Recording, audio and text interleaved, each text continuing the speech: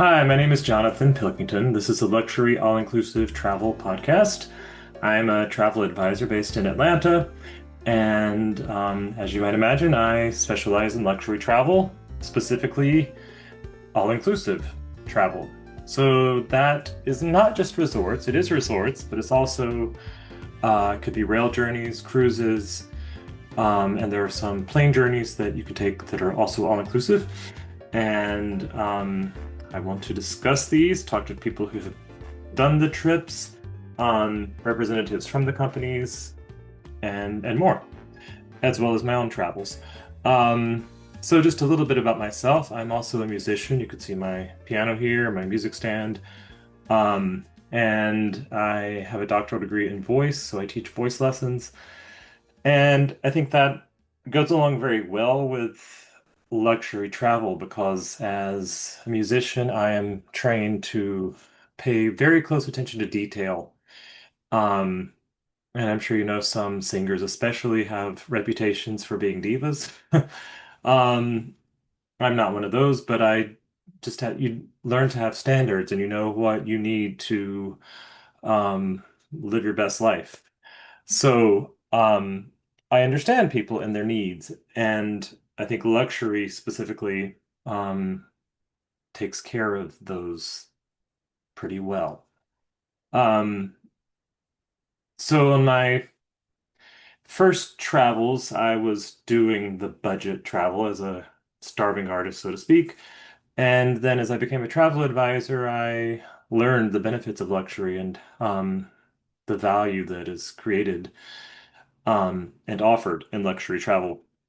So my first cruise was kind of a budget cruise as a solo traveler, and um, then on my next cruise, I did a little better, and it got better and better. And as I became a travel advisor, I um, had other opportunities to explore even greater luxury and all-inclusive experiences, and it's got just become a passion of mine. And I think luxury all-inclusive travel is the best way, or maybe one of the best ways to spend your leisure time and totally unplug from your daily routine and reset and just be taken care of and have all of your needs met for a period of time, and then hopefully go back and be refreshed and be better at whatever you did or whatever you do when you're at home.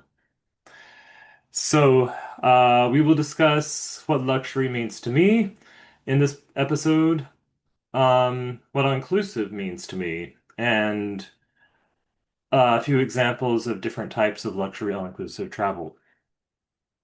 So as I prepared to talk about luxury all-inclusive, I did a lot of thinking about what luxury means to me.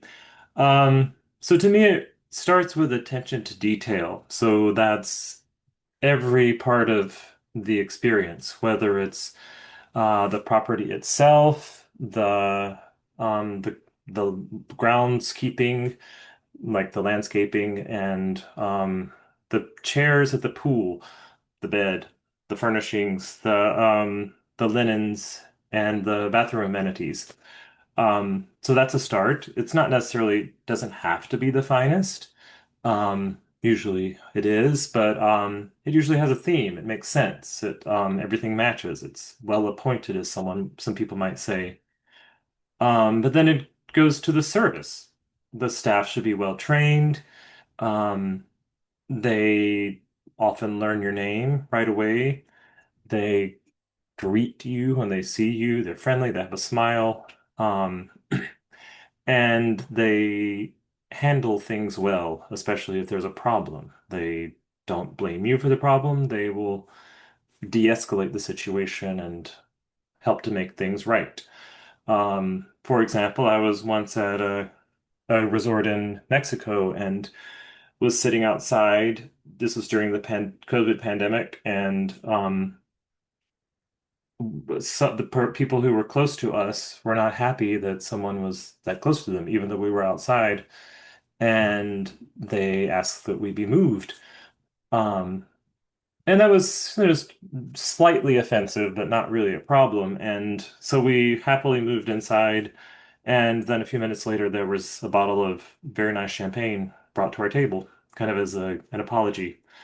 Not from the other people, I don't think, but just directly from the staff at the restaurant in the resort.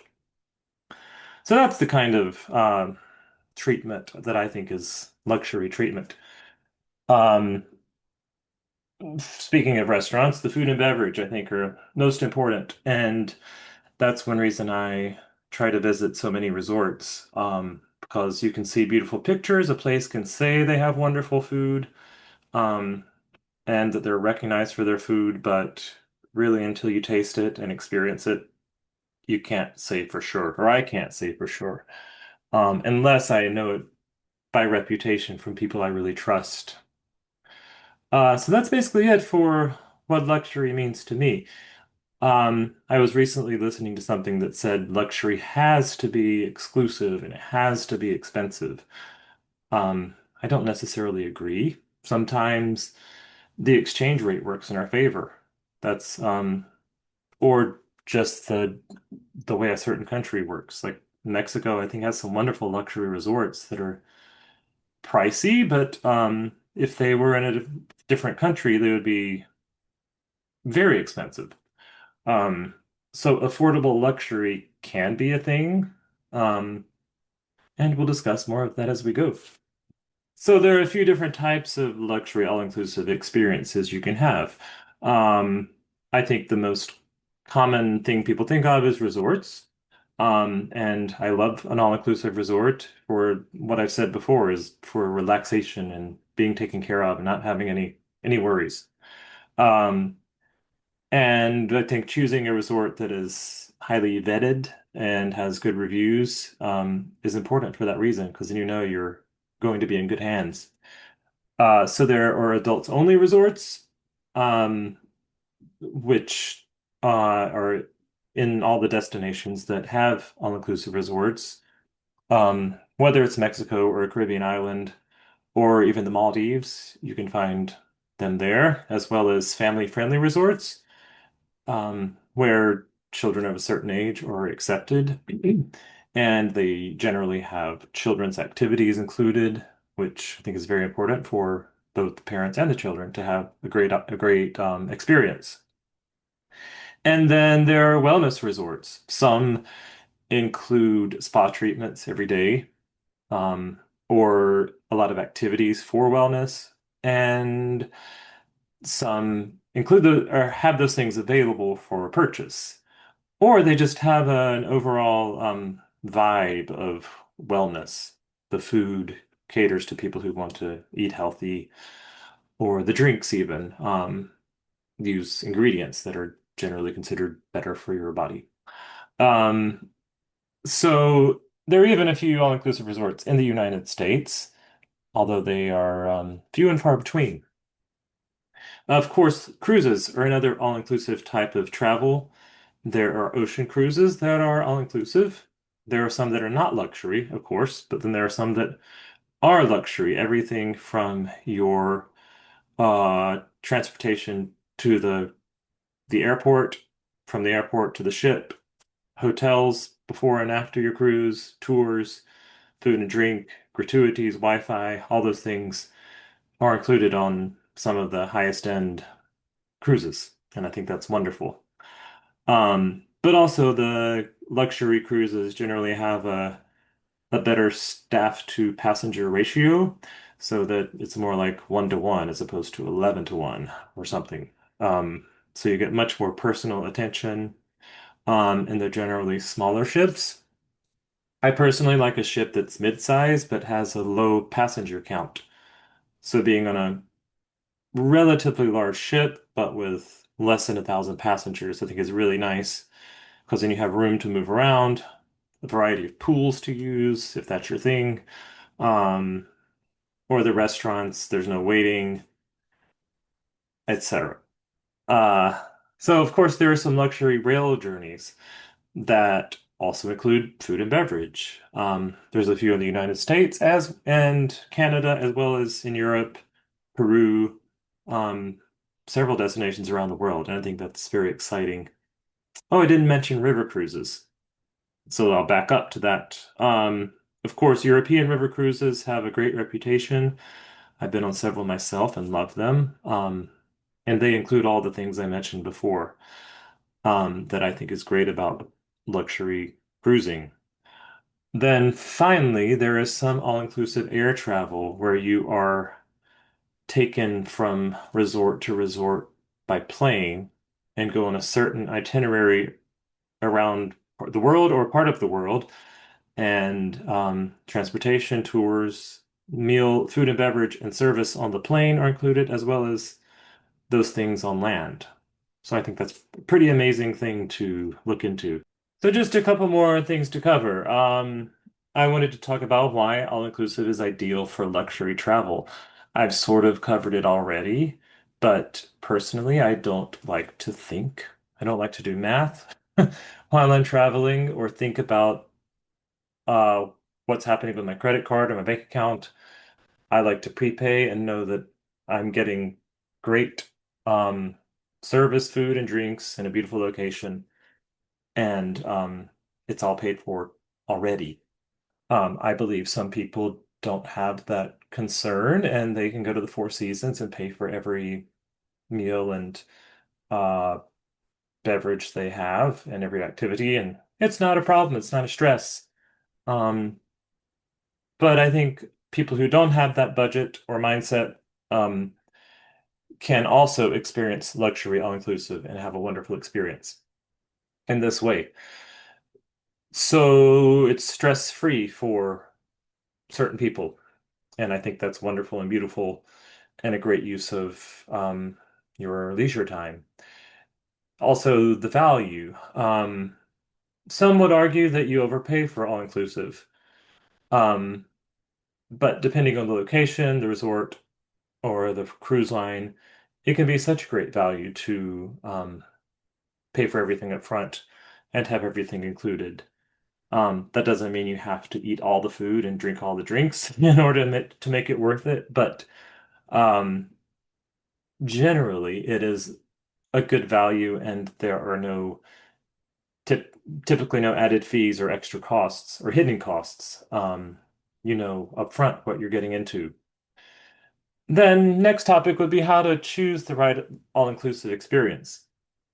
First of all, I think working with a travel advisor, whether it's me or someone you know, um, we are trained or have the experience to help people find the best fit for them. It's not necessarily what your friend enjoyed, it's what's going to make you have the best experience, make you the happiest.